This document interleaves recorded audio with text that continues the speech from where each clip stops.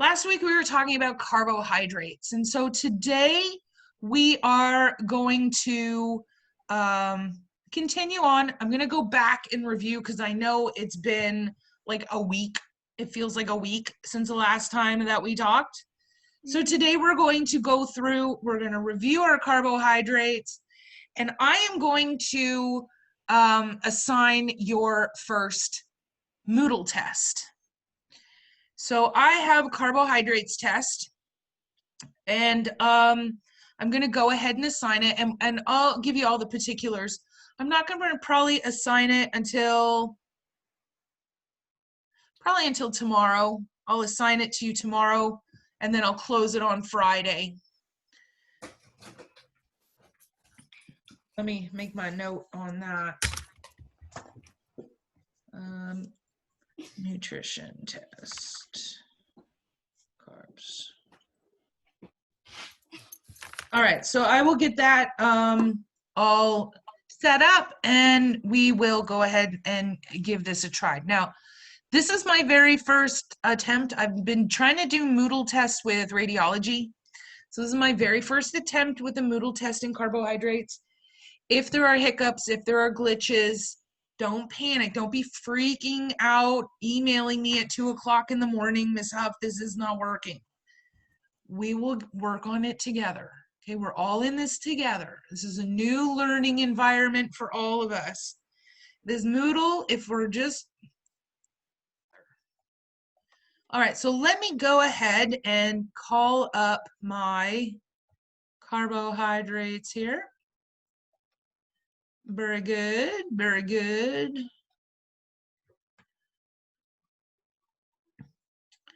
Oh my gosh, that's right. You guys don't have Ms. Regalia anymore.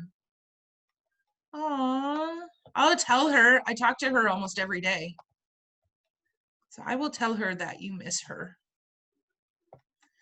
All right, so just a little wee bit of review. Last week, we talked about the role of carbohydrates. What do they do within the body? Well, it's an energy-producing nutrient, so it provides the body with energy.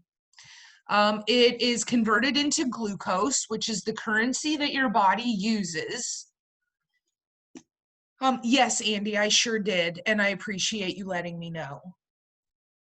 Sorry, I meant to respond to that, but yes. Yes, thank you.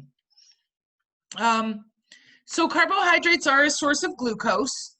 This is going to be the currency that your body uses. We have simple and complex carbohydrates. Glucose would be an example of a simple carbohydrate. Starches and fibers would be an example of a more complex carbohydrate. We talked a lot about the magic of fiber last week. And then, of course, all the excess is converted into adipose. Sadly. Here's our monosaccharides, glucose, fructose, galactose, and ribose. Now, these are in a form that your body can already use. They cannot be broken down any further. This is the most basic molecular structure of these sugars. We can take those monosaccharides, bond them together, and make disaccharides. Di meaning two. Here we had some examples. Our sucrose, which is just the monosaccharides, glucose and fructose. We had our maltose, which is two glucose together. And then our lactose, which is probably the one we're most familiar with. That's what we have in milk. And that's going to be our glucose and our galactose. There's the functions again, just repetition. We know that all of these carbohydrates must be broken down into monosaccharides. Now, when your body starts telling you that you need nutrients, this is all dependent on your blood glucose. So you have glucose circulating in your blood right now. We have your liver, which is helping to maintain the levels of glucose. You have insulin being produced by your pancreas, getting the glucose out of the blood into the tissues. And as the glucose is being used, it's being used up. The levels are going to start to decrease. When those blood glucose levels start to drop, that's when we're going to get either a message, hey, I'm hungry, I need to eat something external from the outside, gluconeogenesis, or my body's going to go, okay, this blood glucose is going down. Let's go ahead, break down some of our adipose tissue and get that blood glucose back up. And so those are the two things, which would be our internal gluconeogenesis. Now we have glycogen, and what glycogen is pre-converted glucose. So we have a storage of this in our liver. And the reason for that is when the blood glucose begins to drop, it takes a bunch of different steps to break down that adipose, send it to the liver, get it converted into glucose, and put that glucose into the blood. This is too much time. My body is starting to shut down. So my liver has all of this pre-converted glucose called glycogen that it can convert very quickly, put it into the blood, and that will satisfy us until we can go through the steps to convert that adipose into additional glucose.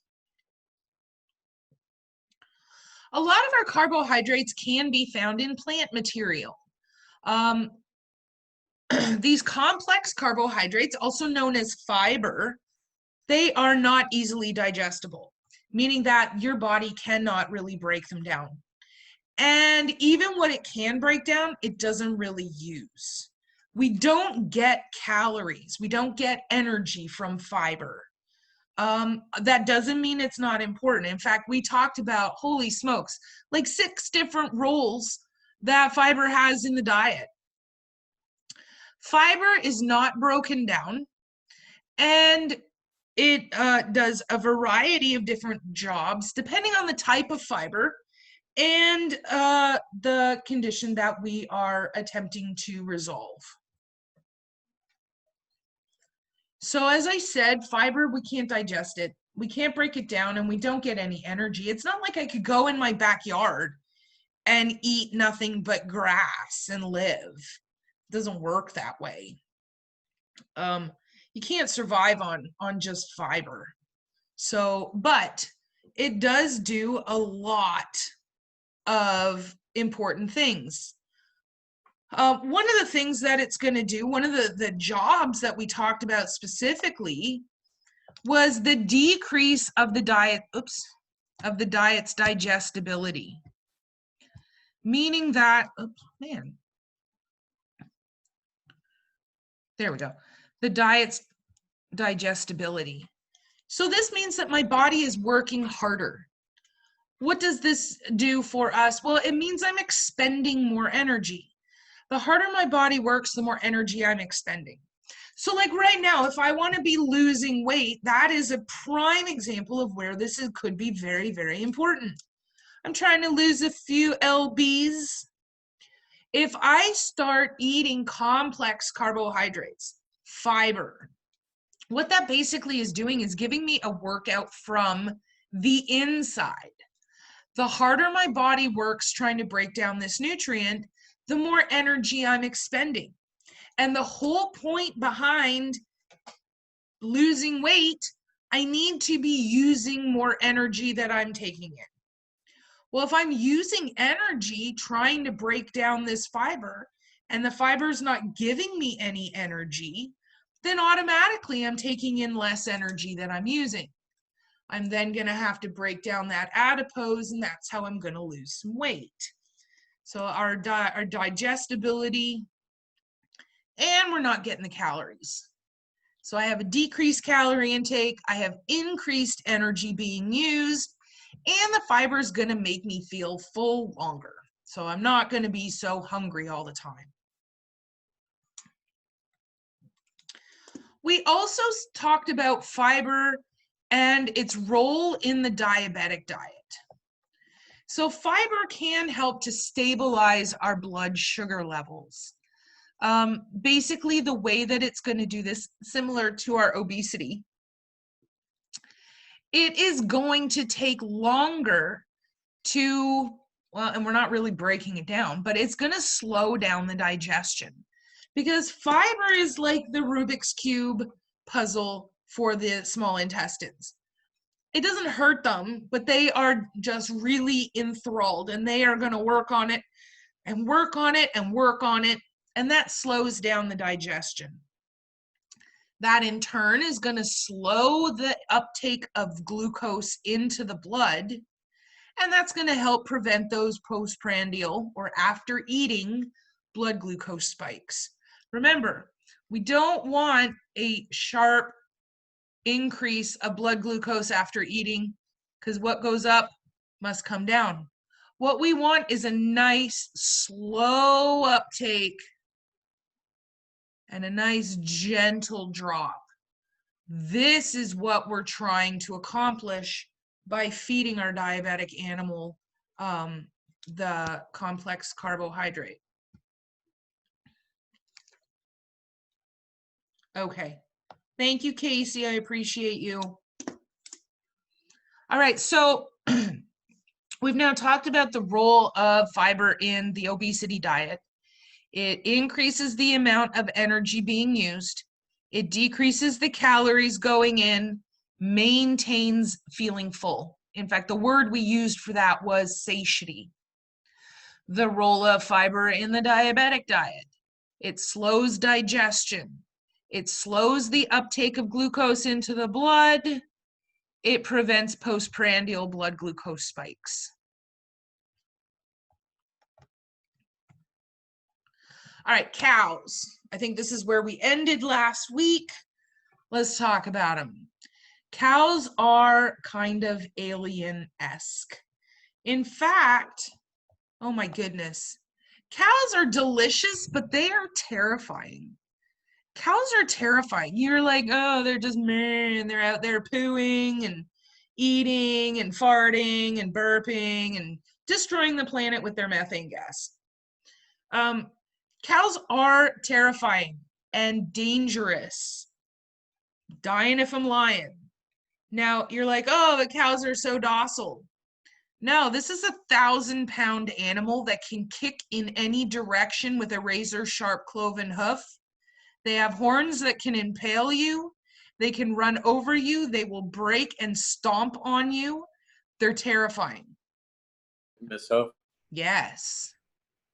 Sorry for the interruption. I think you're lagging for me visually. I think you're breaking up for a little right now. I'm breaking up.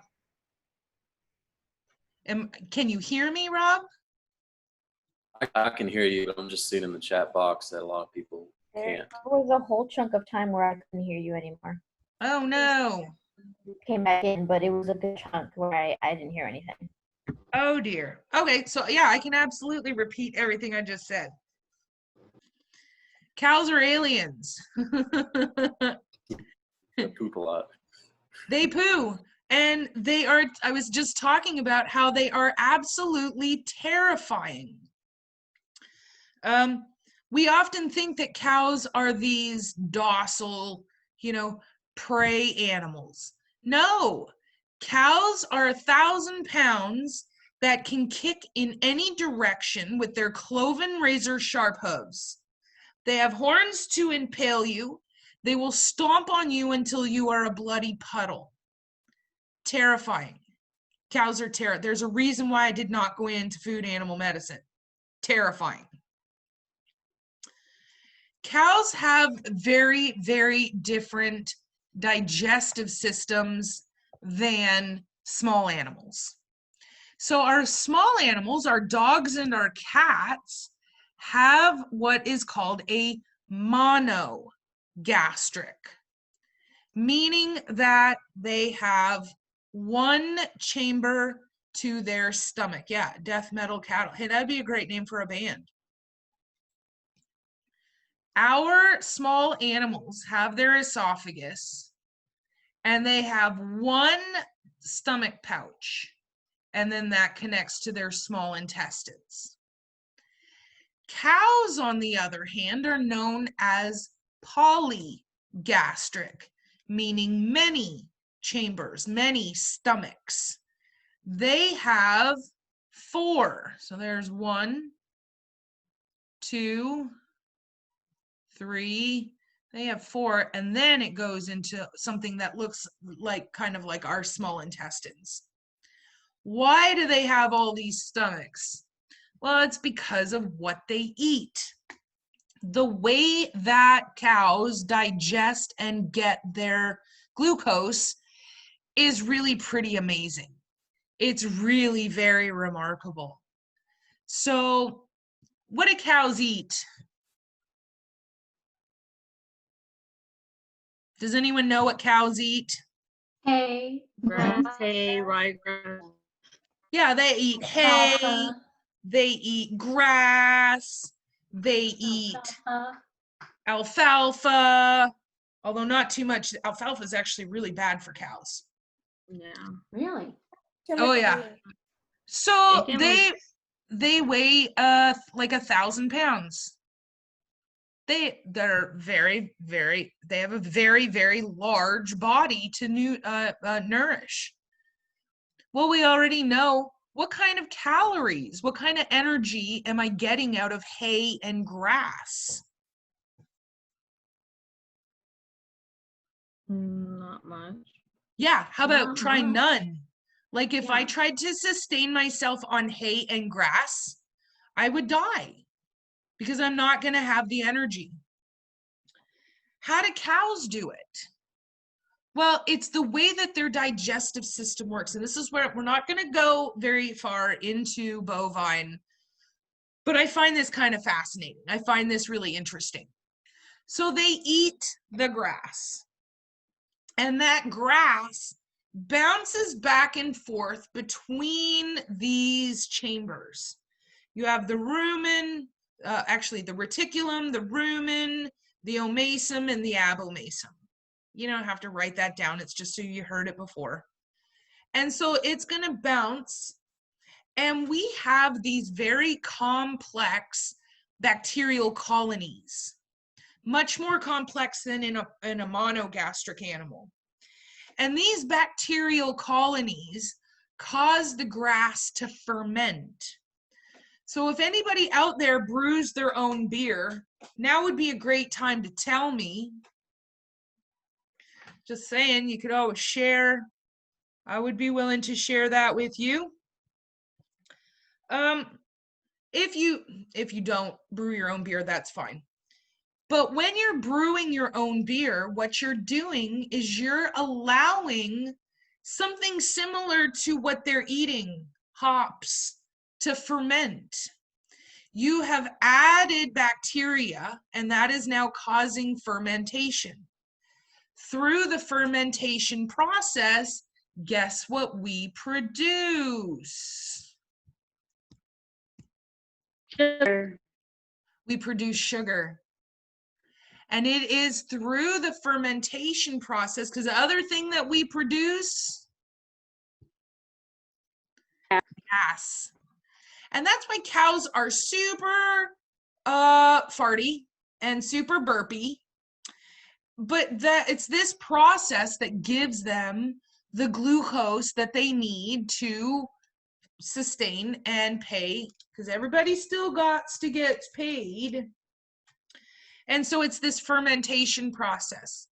But that fermentation process takes time. Again, if you've ever brewed beer, you know I can't just add my yeast, which is the bacteria, and my hops and bippity boppity boo in an hour be sipping on a lovely cold drink of brew.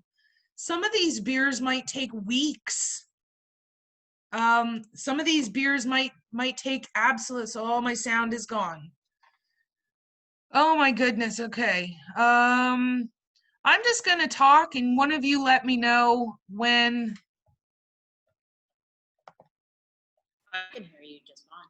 You can hear me just fine. I've got a ton of people that are saying that they can't hear me. I can hear you good too. Oh, Now you can nice. hear me. Okay. Yeah, I can hear you now. Wow. This is so weird. I didn't have this problem in my first period class. This is just so weird. Anyway, so what I was saying is the digestive system of our bovine is very similar to the production of beer. You don't have it overnight. Same thing with our cows. And that's why they have these 4 chambers. They need to allow the bacteria time to ferment the grass and to be able to produce the glucose that they need. It's also why they are what we call regurgitators. They regurgitate, or they burp up. It's kind of a meaty burp, or a planty burp. Yeah, I turned off the PowerPoint right now, Chloe, so that's why you can't see it.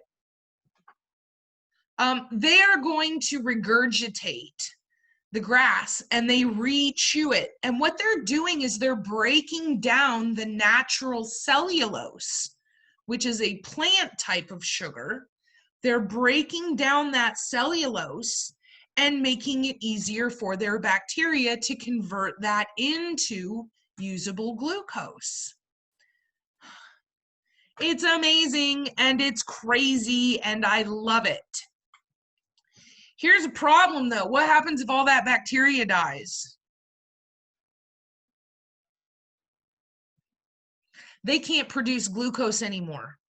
So you might have a perfectly healthy cow, have the bacterial flora die off for whatever reason.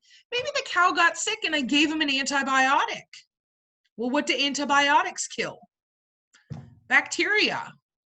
Maybe it is accidentally targeted and killed off all the bacteria in the gut. Now, even if the cow is eating the grass, we have nothing to ferment it.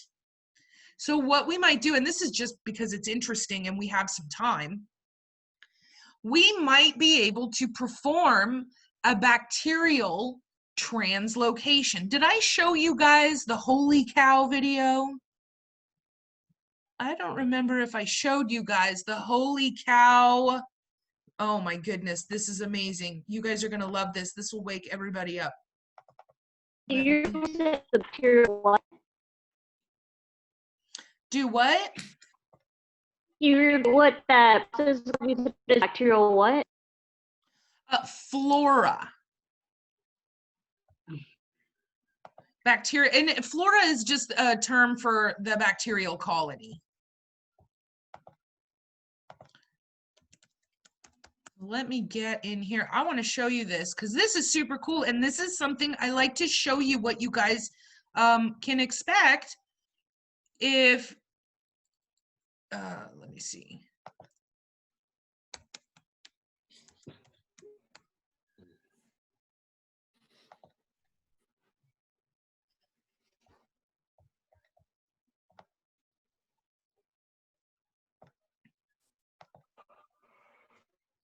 Let me just get in here real quick. Sorry.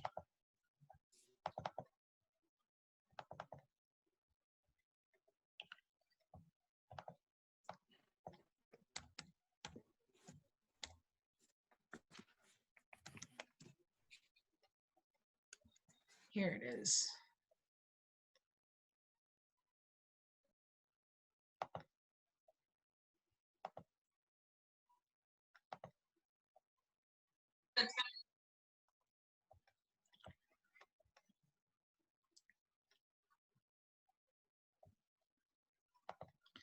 All right.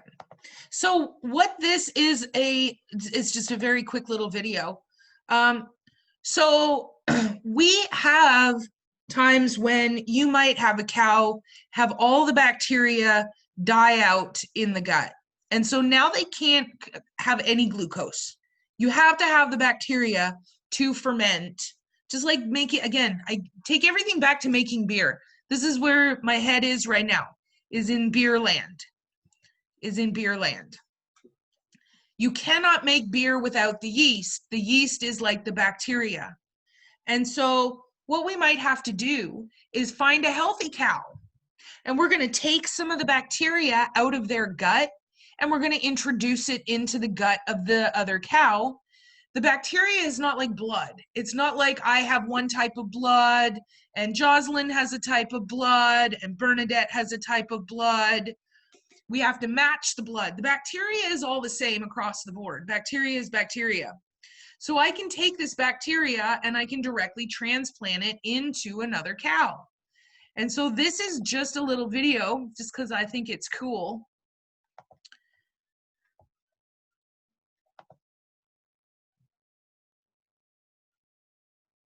Oh, I stuck my hand in one of those. It was so cool. Right? And actually, I don't need the sound. All right, so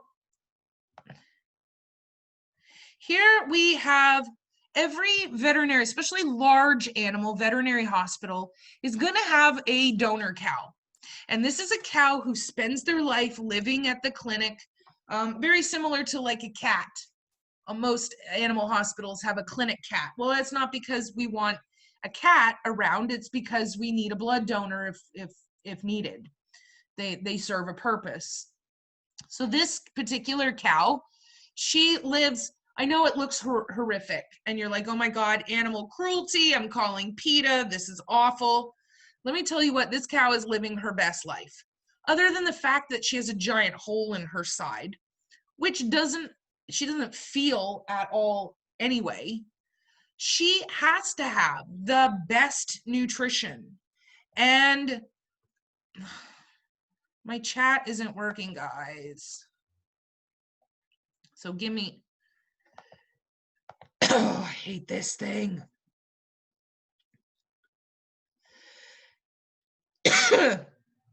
Oh my gosh. Now I'm gonna cough.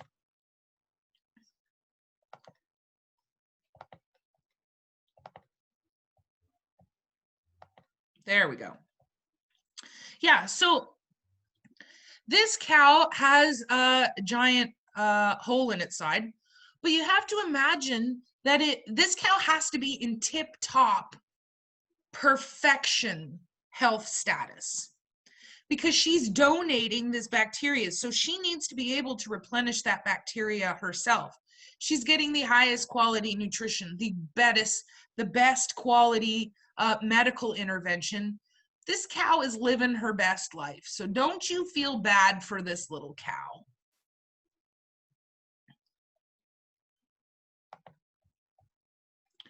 So the way that they put this hole in is it's called a standing surgery, meaning that they do a little local anesthetic, right?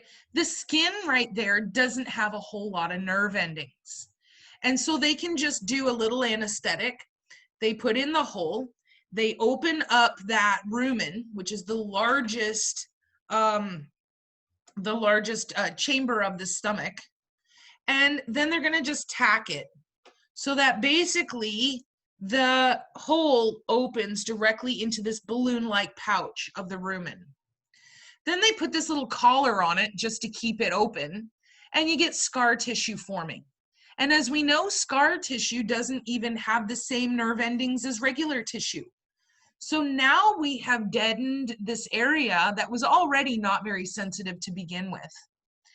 And so basically what we're going to do is we're going to pull off the cap.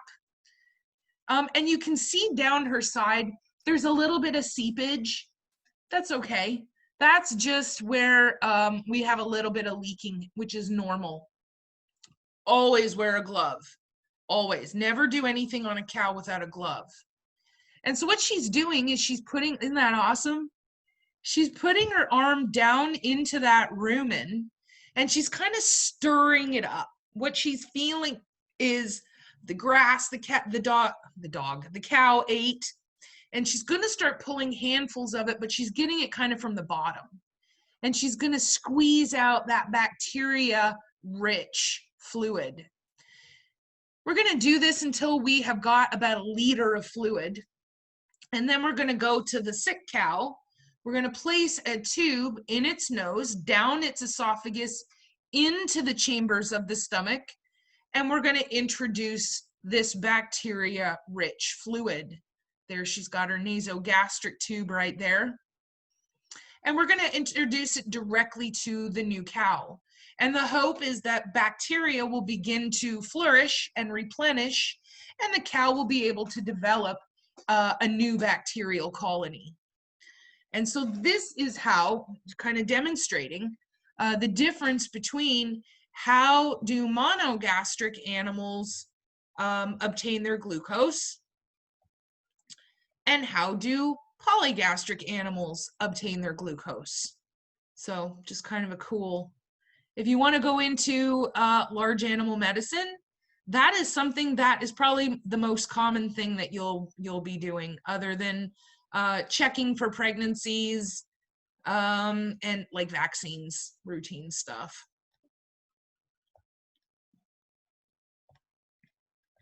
Miss Huff, at SFA, they have this thing called like Breakfast on the Farm, and they have a cannulated cow, and like we do an event for kids. And so the kids can go and they can get gloved and stick their hand in there and with their parents. And like I was in charge of that station, and just the reaction when they did it, so many kids were like, oh, I want to do it. And so they went to go stick their hand in there, and they thought it was so cool. But the parents were the ones that were coming up to me asking me like all these questions, like, isn't this inhumane and all this stuff? And I had to like explain to them exactly like everything about it. And some understood and some people were like totally against it. And I was like, you know, it's whatever you think, but I'm just telling you like the information that I'm supposed to tell you. So like if you have any more questions, you can go talk to my professor, but that's about it. Yeah, it's really, I mean, again, it looks shocking. There's a cow with a big hole in its side. You could see even when she was pulling the cap off, the cow was just kind of like, I don't care. It has no feeling. And it doesn't really smell that bad. It smells honestly kind of like a little like yeast, like if you've ever baked bread, and you have that when it's proving, no, what do you guys call it? When it's rising, we call it proving. When the dough is rising and the yeast has become activated and it has that really kind of yeasty smell, that's kind of what it smells like, what the stuff in there smells like. So yet another function of fiber to help to nourish our large animals.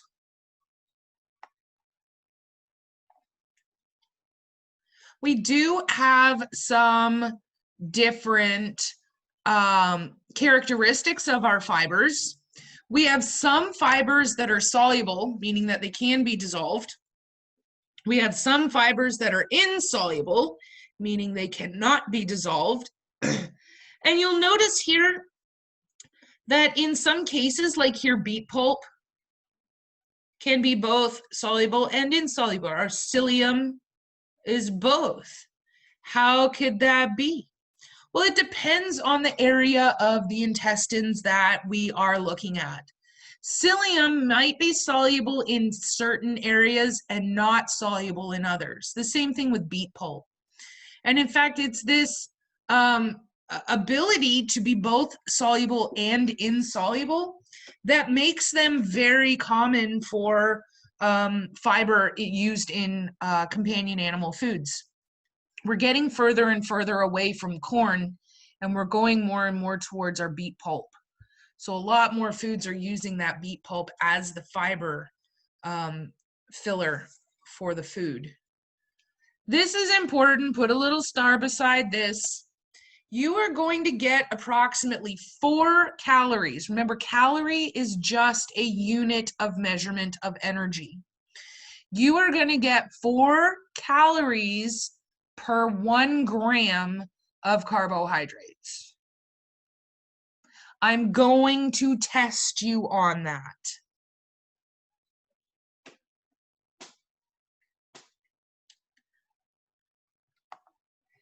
And that concludes our information over carbohydrates. So I am going to be formatting my test, and I am going to open the test tomorrow.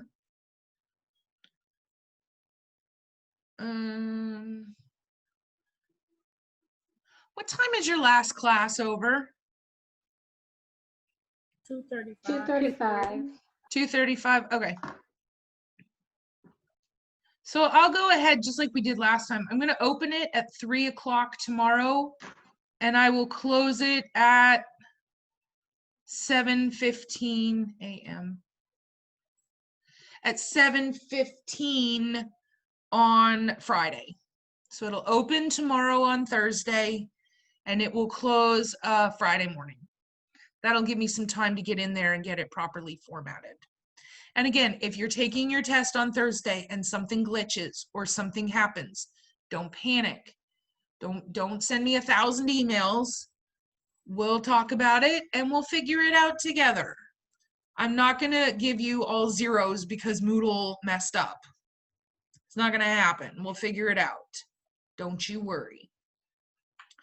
All right, so do I have any questions, comments, concerns, anything to do with carbohydrates before we move on to our fats? Because today we're going to get started talking a little bit about fats. Fats will not be on the test tomorrow. Fats will be a test unto themselves. Everybody's okay? Fantastic.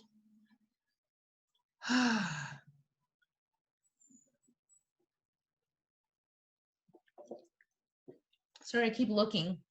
Somebody is out front of my house. It sounds like they're cutting my lawn, but today is not my lawn day. Don't know. Don't know. Let me double check and see what is happening right now. See, even if you all figure out where I live, cameras. My whole house has got security cameras.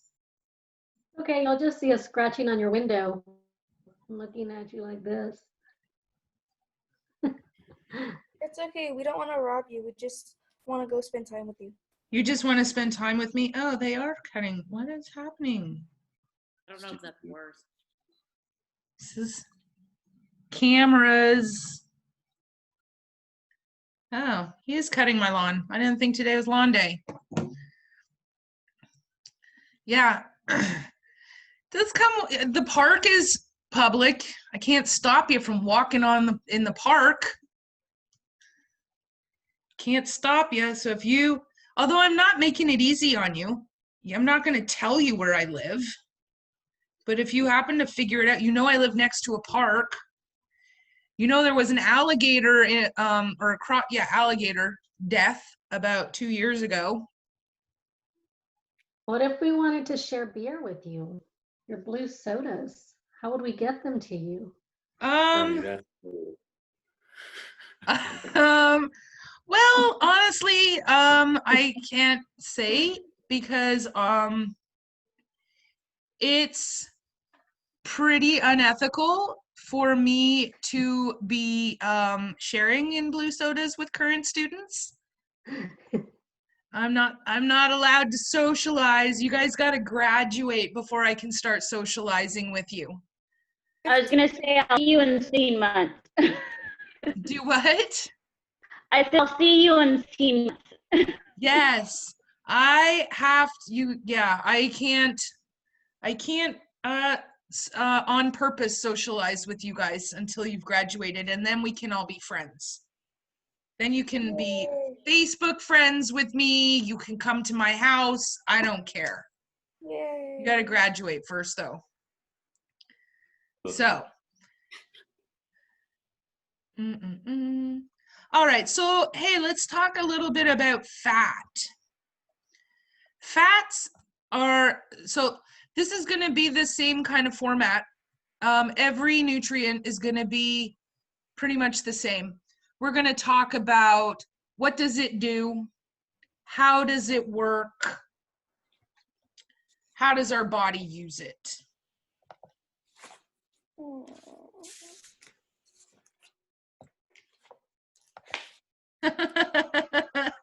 Yeah, that's funny, Emily. This is accidentally. Yeah, I've given you enough clues. Anybody with the clues that I've given you, anybody would be able to figure this out pretty damned easily. Might take you a little bit of walking, but figure out which one is mine. After you talked about alligators, there's a baby alligator that ended up moving into the creek that's by my house. And somebody shot it like a week ago. Oh. It was like a 4-foot alligator, and somebody shot it and just left it out there. Boo! Yeah, it was pretty sad. I can't even tell you how many. My neighbors, I have several neighbors that go walking in the mornings, and the alligators will come up out of the lake and they'll sun themselves on the hiking path. And so they'll have to alter their route because the alligators and there's some big ones. And then, of course, we got the coyotes. At night, we've got a huge pack of coyotes that comes through. So it's just tons of wildlife right in the middle of the city, kind of. It's lovely. I love it. I honestly, though, have never seen one. I've seen tons of coyotes, but I've never seen an alligator. So. Well, I started walking, so you may see one.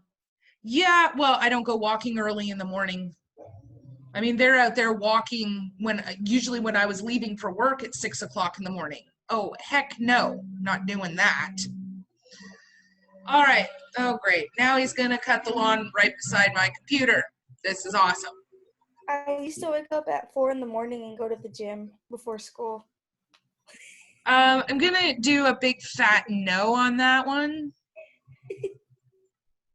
I like my sleep way too much. Yeah, now, like, I don't know. I would never. So I'll just go in the mornings, or not in the mornings, in the afternoons. I would just go in the afternoons. There's a mud park that we go to, like 15 minutes from my house, and it's like pretty big. It's really big, and they have little lakes everywhere, like throughout, and you can see, if you pay attention while you're riding, you can see like alligators in the water. Yeah, I've never seen one, but my goal is to see one someday. God damn it. Sorry, that scared the poo out of me.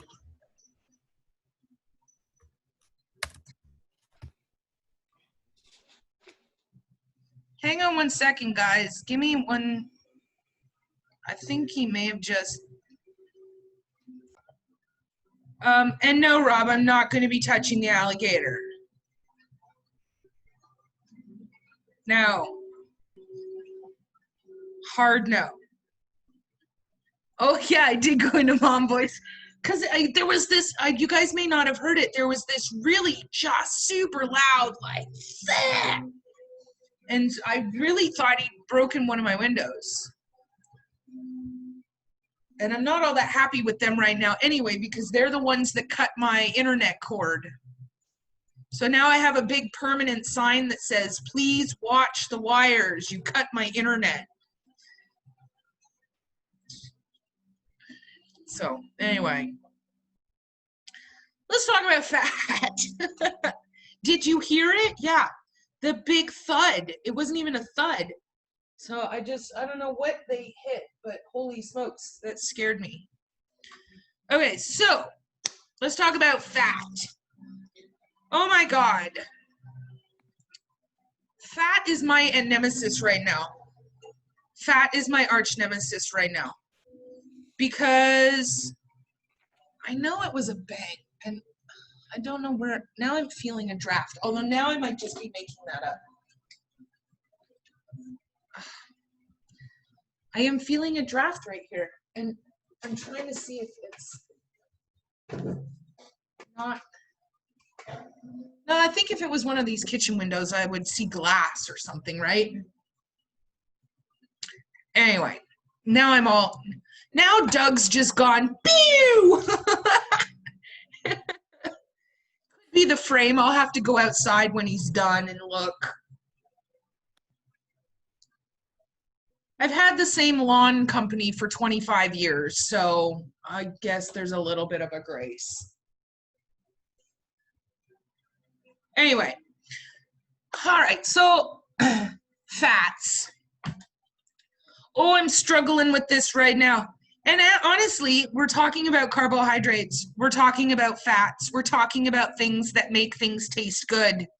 And as I've been scrolling through all of the videos, I'm slightly alarmed, Rob, that I haven't seen you eat anything yet. I'm very alarmed. It's been, I had salad earlier today, and yeah, I'm concerned as well. We'll Why see did what you happens. eat? Why would you eat salad? Are you being held against your will? Is there someone there that is Basically, which Not and the yet. equivalent of that is like I have this life mentor and he's like, dude, you know what? For your mental health, you just need to start eating better. And we're gonna start running at 5:30 in the morning. And you know what? I had a Oh. pizza yesterday, and it had the sauce was made out of beets. Oh, Yeah, yeah. It had like little cubes of zucchini and squash on it. It was oh my God, I threw up in my mouth. yeah. The I real did, me no, is I done. did for real. I just threw up in my mouth. Yeah. Ugh. Oh, Oh, that help me out. burns. It's gonna be a new me. New me, kale chips, and depression. Where did you get it from? So I will never get one from there. The grocery store. It was right next to one in the grocery store where like one was made out of cauliflower, like the whole pizza. And I was like, all right, I ain't doing that. We're all gonna torture Rob again. All right, so fat. We know that fat is the primary stored energy. Of course, it's our adipose tissue. Adipose tissue is made of fat.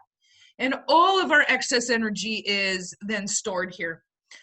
But fat also makes up our cell membranes. Remember we talked a bazillion, oh my God, what was it, like 9 years ago in anatomy class? It feels like it is 9 years ago. We had the lipid bilayer in our cells. Well, lipid means fat.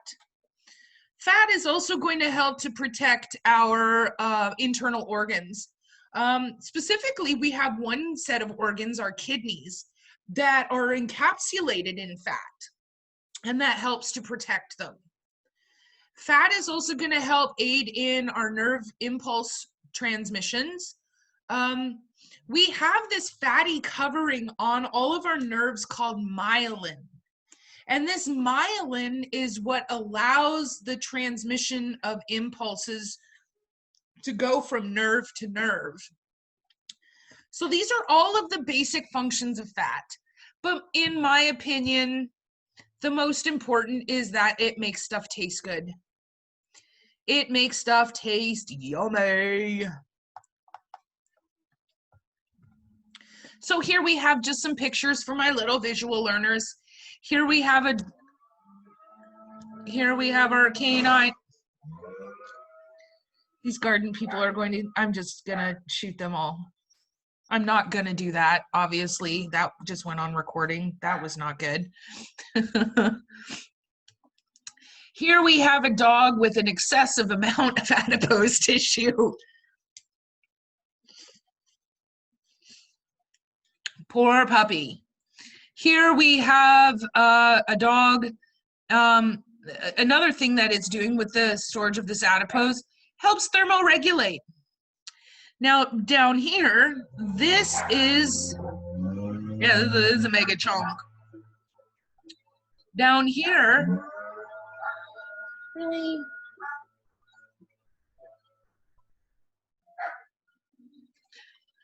now they're gonna do the air blower right beside my window for 45 minutes. No, because I hear it in the background. I was like, what is that noise? I know, and now I can't hear any of you, so you're gonna have to use the chat. All right, so here, this maze, stop. Here, this is a kidney. And what we've got, if you look at this, like kind of white, what I've done is it's in this capsule and I've kind of peeled it up like this. And so, Mace, knock it off. You're going the right way for a snack. So this is where I've just peeled off that fatty layer, and you can actually see all this chunk. Yeah, she is I protect you mom, but more she's just being irritating. Poppy, on the other hand, is trying to crawl up my pant leg. So all of this yellow chunky stuff right here, that's all fat. And that's what helps to protect our kidneys. Here we have a nerve, and we have this myelin sheath that allows our nerve impulses to travel much faster. And it makes stuff taste good. I'm just gonna leave it on this slide for a minute. Here we have, oh my God, I don't even know what to call this other than heart attack on a plate. Goose just licked her lips. That's funny. Too hungry for these pictures. I know, I am absolutely starving. This is a bacon, cheese, and some kind of Texas toast. This, oh my God, look at this. Cheese fries with bacon. Oh my God, I need to get some poutine. That's what I'm going to eat today. I'm going to eat some poutine. Haley, I don't even know what to say to you right now. I don't know who you are. I need to kick her out of class. That's just. I know. That's Bacon is that's- amazing. No, yeah, block Haley. You know what? She's allowed to not like bacon. That's okay. It does not, her not wanting it does not impede on my ability to eat it. So that's fine. Anybody who doesn't like bacon, anybody who doesn't like bacon is, I'm sorry, failing this class, but you're allowed to like bacon. Yeah, you're gonna. All that means is that there's more for you guys that like it. Yeah. Absolutely. Thank you. So yeah, I'm thinking I might get myself some poutine today. Well, here's some chicken for you, Hales. All right, I think I've tortured all of you enough. Yeah, the cookies do look kind of dry. Pizza looks good though. All right, I won't torture you or myself anymore. All right, so fats and fatty acids. We've got a couple of definitions, a little bit of terminology. Lipids, or fats that are solid at room temperature, are in fact referred to as fats. Lipids that are liquid are referred to as oils. And so this is just some terminology. So fats are going to be solid at room temperature. Oils are going to be liquid at room temperature.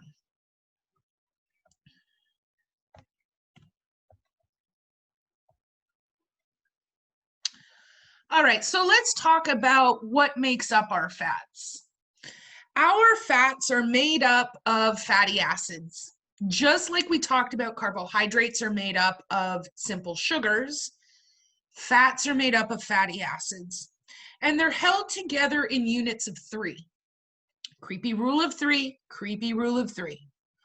We have 3 fatty acids, and they're held together by this molecule, and together, these 3 fatty acids are known as triglycerides. When you guys get older, this is one of the things that they're going to check for when they do your blood work, is they're going to check and see what kind of triglyceride level do you have circulating in your blood. Now, the thing is about fats, yes, they give us more calories. Yes, they are stored. Yes, they will make you basically obese. But the thing is the way that our bodies break down fats is a lot different than the way that we use carbohydrates. Fats take a bunch of different additional steps in order to be broken down, in order to be used.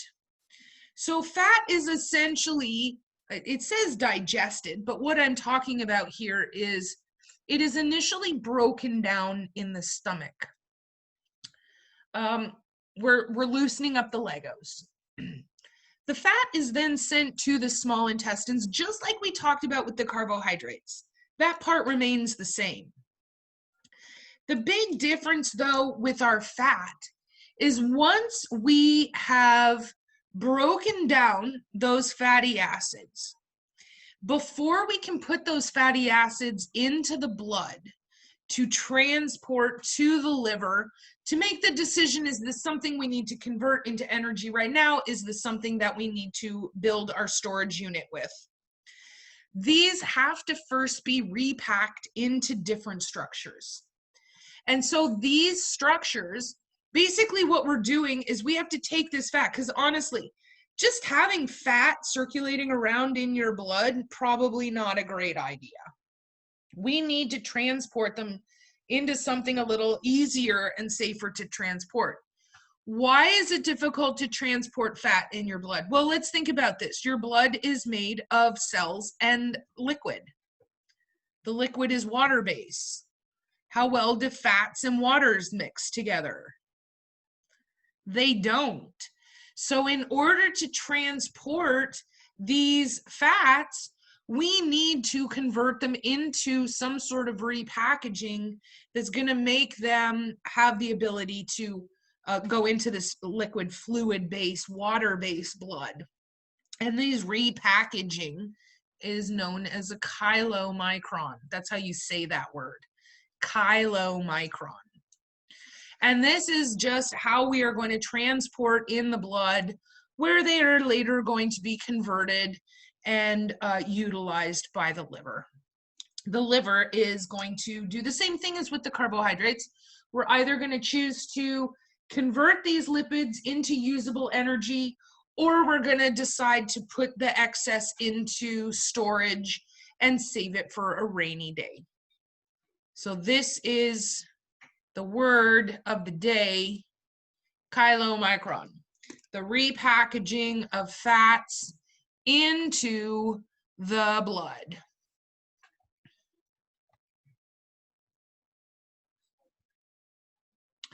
All right, so we have some different structures.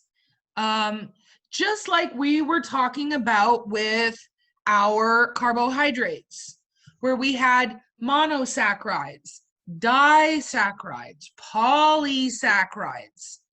We also have these structures in our fatty acids. Now, instead of referring to the number of molecules bonded, like monosaccharide, remember, is 1, disaccharide would be 2 bonded together, polysaccharide more than 2. When we're classifying our fatty acids, what we're looking at is now the number of double bonds that we see. If I have a saturated fatty acid, these have no double bonds.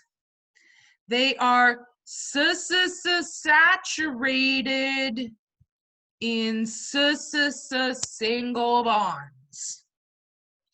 No double bonds. Now, you may have heard this term, saturated. Saturated fats, you need to stay away from saturated fats. Saturated fats are super not good for you. And all of the things that we love to eat really high in saturated fats. So what is it about saturated fats that makes them kind of the pariah of the fat family? Well, because saturated fatty acids have only single bonds, guess how much energy we're going to have to use to break apart the fatty acids? Not very much. We're not going to have to use very much. Single bonds are very, very easy to break. And so what that means is that we're using very little energy, but getting a lot of energy. And that's going to give us the excess, and that is going to allow for far more to be stored. So that's why they say saturated fatty acid. In fact, probably everything that I just had on that earlier slide, saturated fatty acids. Now, if I have one double bond, mono, and because it has a double bond, we say it is unsaturated. Unsaturated simply means that we don't just have single bonds. Somewhere in the chain, there's going to be a double bond. And this tells us there's only one of them. One double bond. If I have more than one double bond, we're still unsaturated, right? Un meaning there's a double bond somewhere, and we're going to use the term poly. So polyunsaturated is going to have more than one double bond. It could have 2, it could have 3, it could have 4. The more double bonds these fats have, the more energy my body has to use to break them down. Well, that makes sense. If my body uses energy to break a double bond, and I have many double bonds, then for every double bond, I'm going to have to use exponentially more and more energy. So we can start now using this information. Let's say, for example, let's just say, oh, I don't know. You had someone who was trying to eat better. I don't know. I'm just thinking off the top of my head. We have somebody who's trying to eat healthier. You have somebody who might be trying to lose a little bit weight. Maybe I'm referring to myself.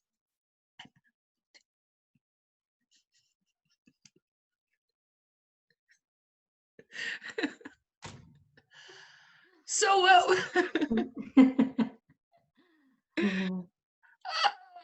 it's too fun. It's too fun.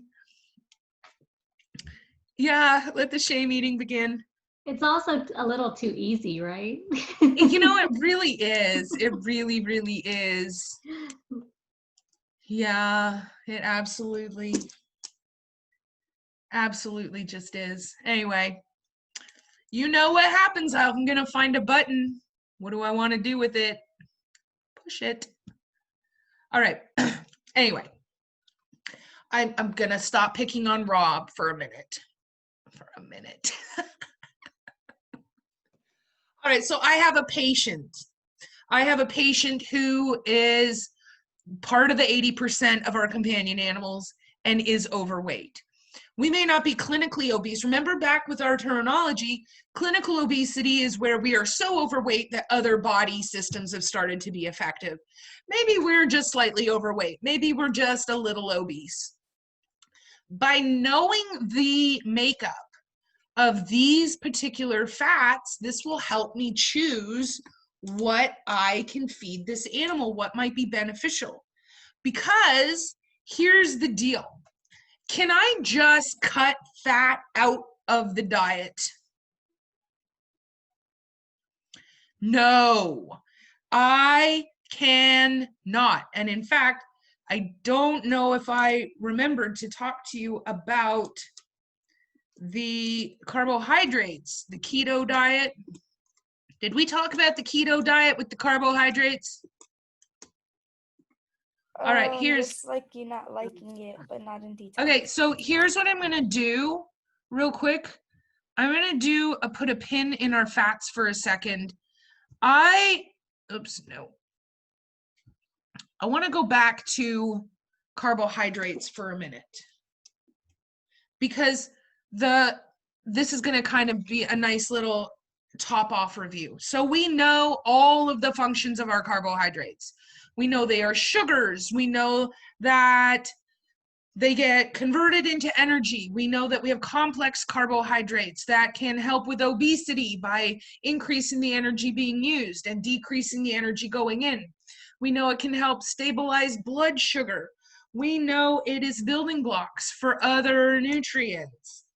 And what can sometimes happen is we also know that of all of our nutrients, carbohydrates are the easiest and most effectively stored in the body.